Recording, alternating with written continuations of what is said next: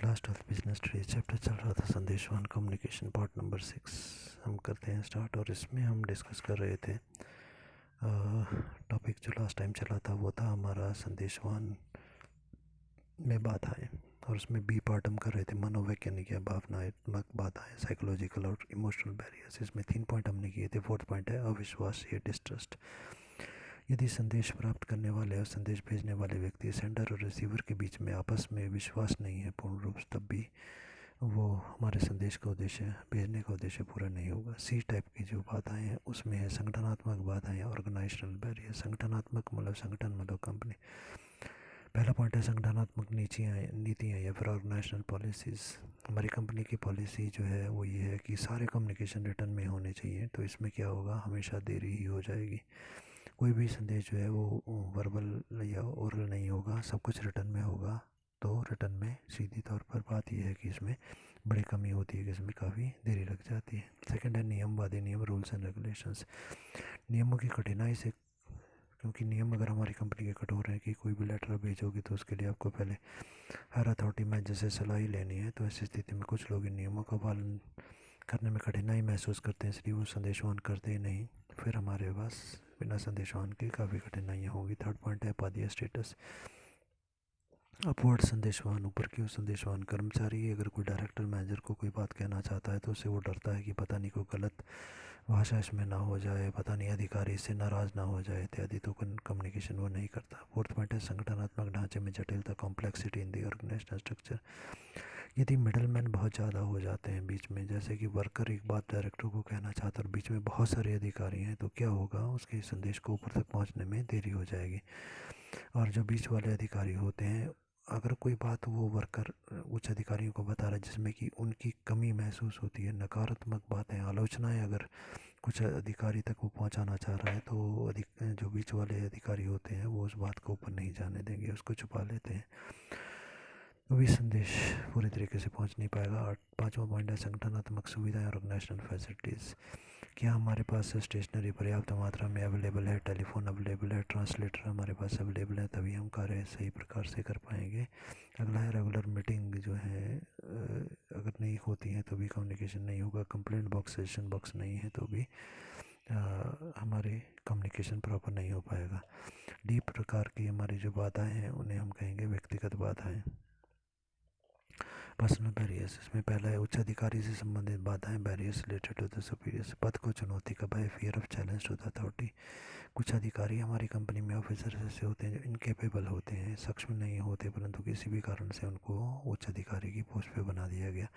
तो अपनी कमियों को छुपाने के लिए वो कम्युनिकेशन नहीं करते हैं, कि अगर वो कम्युनिकेशन करेंगे, कोई लेटर लिखेंगे और उसमें कुछ कमी हो जाएगी तो सबके सामने उनकी कमी जो है वो प्रकट हो जाएगी। सेकंड पॉइंट है अधीनस्थों में विश्वास की कमी, lack of confidence in subordinate. उच्च अधिकारी का विचार कि कर्मचारी कम पढ़े लिखे होते हैं, इसलिए वो कर्मचारियों के विचारों पर ध्यान ही नहीं देते। कर्मचारी अगर कोई सुझाव देते हैं तो इसलिए वो उनको देखेंगे नहीं कि ये कम पढ़े लिखे व्यक्ति हमें क्या सुझाव देंगे, इसके कारण भी कम्युनिकेशन नहीं होने से हमें ज़्यादा लाभ नहीं हो पाएगा। सेकंड पॉइंट है अधीनस्थों से संबंधित बाधाएं, barriers related to the subordinate. अधीनस्थ का मतलब हमारे नीचे काम करने वाले कर्मचारी। पहला पॉइंट इसमें है विचार विनिमय की अनिच्छा, अनविलिंगनेस टू कम्युनिकेट। क्योंकि अगर किसी वर्कर ने कम काम किया है तो रिपोर्ट मांगी कि कितना काम किया है, तो वो नहीं बताना चाहता कि मैंने कम काम किया। या फिर जो अगर वो बताना भी पड़े उसे तो वो कम की जगह ज़्यादा बढ़ाकर बता देगा, झूठ बोलेगा। तो रॉन्ग इन्फॉर्मेशन जो ऊपर जाएगी तो वो भी सही नहीं होती है। बी पॉइंट है उपयुक्त प्रोत्साहन की कमी, लैक ऑफ प्रॉपर इंसेंटिव। अगर सुपरवाइजर इग्नोर करते हैं, वर्कर ने कोई सुझाव दिया, सुपरवाइजर मतलब उच्च अधिकारी इग्नोर करते हैं कि वर्कर के दिए गए सुझाव को, तो वर्कर भविष्य में कोई सुझाव नहीं देगा। इसके बाद अगले प्रकार की जो बाधाएं हैं उन्हें अन्य बाधाएं या अदर बैरियर्स हम करेंगे। पहला पॉइंट है पारस्परिक दूरी है, म्यूचुअल डिस्टेंस। यदि दो व्यापारियों के बीच में डिस्टेंस बहुत ज़्यादा है तो संदेश स्पष्ट नहीं हो पाता और हमारे को फीडबैक भी नहीं मिल पाती। सेकंड पॉइंट है अयोग्य प्रेषक, अनकैपेबल कम्युनिकेटर। अगर हमारा कम्युनिकेशन करने वाला व्यक्ति जो है योग्य है, उसे संदेशवान करने का तरीका नहीं पता, तो भी संदेशवान नहीं होगा। अगला है यांत्रिक बाधाएं, मैकेनिकल डिवाइसेस। यदि हमारी कम्युनिकेशन करने के जो इंस्ट्रूमेंट्स हैं, टेलीफोन इत्यादि, ईपीवैक्स सिस्टम वगैरह जो हमारे हैं वो सही नहीं है, ख़राब पड़े हैं, तो फिर भी संदेश नहीं जा पाएगा। शोरगुल, नॉइज़ बहुत ज़्यादा है तो उसमें भी कम्युनिकेशन प्रॉपर नहीं होगा। निर्णय में जल्दबाजी, हिस्ट्री डिसीजंस। यदि जल्दबाजी में हम निर्णय लेते हैं तो फिर यहाँ पर बिना कम्युनिकेशन के, बिना डाटा कलेक्ट किए निर्णय होंगे तो वो भी गलत हो जाएंगे। और 6 पॉइंट हमारा समय का दबाव या प्रेशर ऑफ द टाइम। अगर कम समय है तो हम अवॉइड करते हैं कि कम्युनिकेशन सभी को ना किया जाए और फटाफट ही काम कर लिया जाए। नेक्स्ट टॉपिक हमारा है संप्रेषण की बाधाओं को दूर करने के उपाय, measures to overcome the burden barriers in communication. अभी हमने पढ़ा कि संदेशवाहन में संप्रेषण में बहुत सारी बाधाएं होती हैं। उन बाधाओं को दूर कैसे किया जाए? तो पहला है प्रत्यक्ष संपर्क, डायरेक्ट कॉन्टैक्ट। डायरेक्ट कॉन्टैक्ट मतलब सीधा ही जिस व्यक्ति से हमने बात करनी है उसको बुलाया जाए, आमने सामने बैठ के कर ली जाए बात। तो ऐसी स्थिति में समय कम बचे, समय जो है कम लगेगा और हमारे संबंध भी अच्छे बनेंगे। सेकंड है सरल व सही भाषा का प्रयोग, use of the simple and the correct language. ऐसे शब्दों का प्रयोग ना किया जाए जिसके कि बहुत ज़्यादा अर्थ हो सकते हैं, तो फिर हमारी बात क्लियर हो जाएगी। थर्ड है श्रवण शक्ति का विकास, development of the listening habit. सबसे पहले पूरी बात जो सामने वाला व्यक्ति कह रहा है, पूरा संदेश है, उसे हम सुन लें, उसे पढ़ लें और पूरी बात सुनने के बाद ही कोई निर्णय लें। पहले निर्णय नहीं लेना कि ये दूरी सी बात सुनी और निर्णय ले लिया। फोर्थ पॉइंट है परस्पर विश्वास का विकास, development of the mutual confidence. जब संदेश भेजने वाले और प्राप्त करने वाले व्यक्तियों में आपस में विश्वास हो जाएगा तो ऐसी स्थिति में कम्युनिकेशन सही हो जाएगा। और नेक्स्ट है अनौपचारिक व व्यक्तिगत संप्रेषण का प्रयोग, use of informal and face to face communication. Formal के साथ इनफॉर्मल कम्युनिकेशन का प्रयोग भी किया जाना चाहिए। आमने सामने बातचीत बैठ के की जानी चाहिए जिससे कि हम समस्याओं को सुलझा सकते हैं। इसके साथ हमारा ये चैप्टर ख़त्म होता है। परंतु कई बार एग्जामिनेशन में क्वेश्चन आता है कि क्या औपचारिक संदेशवाहन अच्छा है या अनौपचारिक संदेशवाहन अच्छा है। तो हम कहेंगे कि ना ही पूर्ण रूप से औपचारिक अच्छा है, ना पूर्ण रूप से अनौपचारिक अच्छा है, क्योंकि दोनों की कमियां, लाभ भी हो सकते हैं और सीमाएं भी हैं।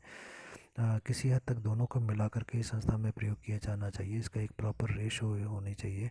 जैसे कि एग्जांपल में हम ये कहें कि अगर पूर्ण रूप से औपचारिक संदेशवाहन हमने करना है तो क्या होगा, लेटर जो है बोल के बिल्कुल उसी मार्ग से जाएगा और बीच में उसे रोका नहीं जाएगा, मतलब उस मार्ग का ही पालन करेगा।